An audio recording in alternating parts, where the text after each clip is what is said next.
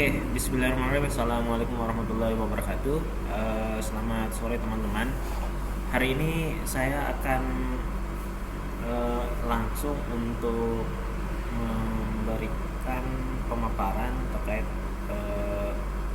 jawaban ujian akhir ujian akhir saya di mata kuliah statistika dan probabilitas, yang mana ini berkaitan erat dengan materi sebelumnya di materi kelompok. Nah, sebelum saya masuk pada uraian untuk penjelasan terkait perhitungan SPSS, yang mana di perhitungan SPSS ini kan kita menganalisis menggunakan aplikasi SPSS. Terlebih dahulu saya ingin paparkan, jelaskan secara manual hasil jawaban saya yang lalu di materi kelompok dikaitkan dengan soal yang sementara diberikan di UAS gitu.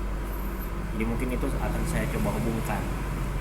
Oke, mungkin saya akan langsung share screen.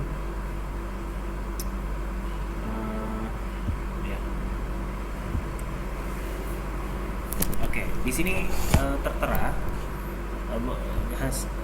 soal dari UAS yang jumlah halamannya itu sekitar 21 ya teman-teman.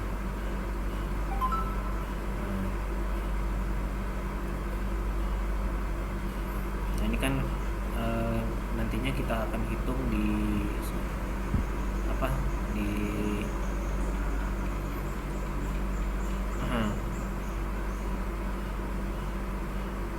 aplikasi SPSS.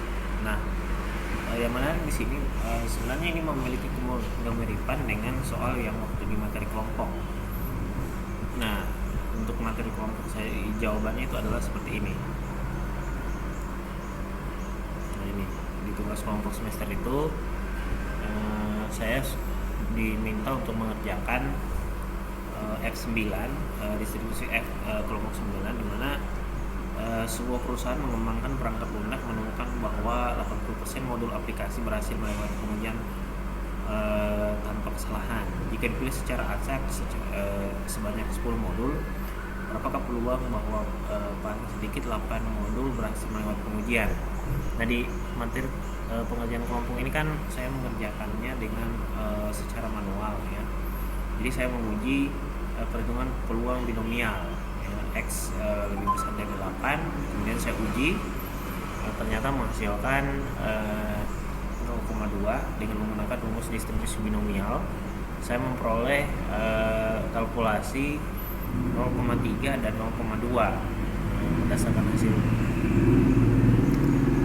Kemudian saya estimasi proporsi keberhasilan modul P 0,8 dengan tingkat kepercayaan 95%.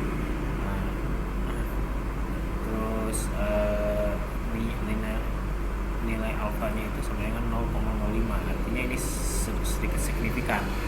Nah, kalau merujuk pada penemuan di aproksiami normal metode Ward ya tahun 1994, itu menggunakan rumus kepercayaan proporsi. Saya menggunakan rumus ini.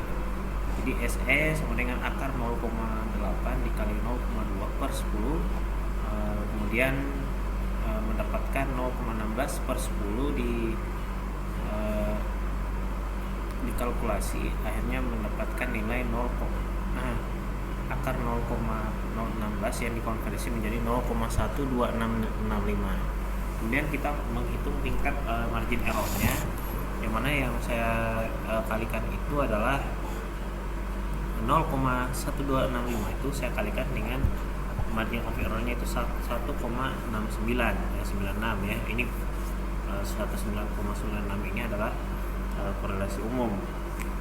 Kemudian di materi, jadi karena saya mau mengerjakan G9, artinya itu interval kepercayaan, maka saya hanya mencari interval kepercayaan. Nah, batas bawahnya itu adalah 0,08, 0,24,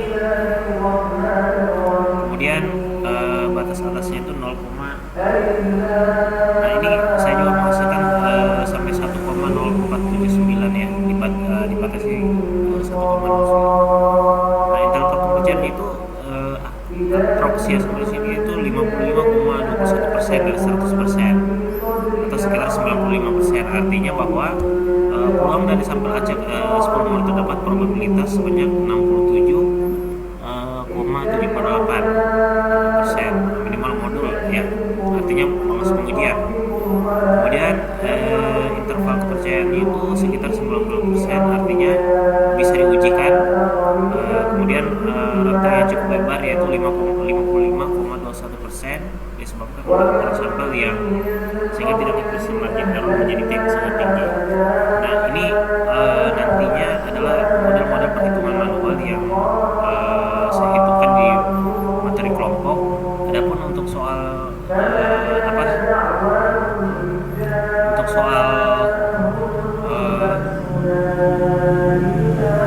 untuk soal UAS itu nanti saya akan lanjutkan kembali dengan melihat model-model yang ada, tetapi di sini saya akan menggunakan aplikasi SPSS. Jadi mudah-mudahan teman-teman bisa atau dosen pembimbing bisa melihat hasil dari proses yang saya lakukan.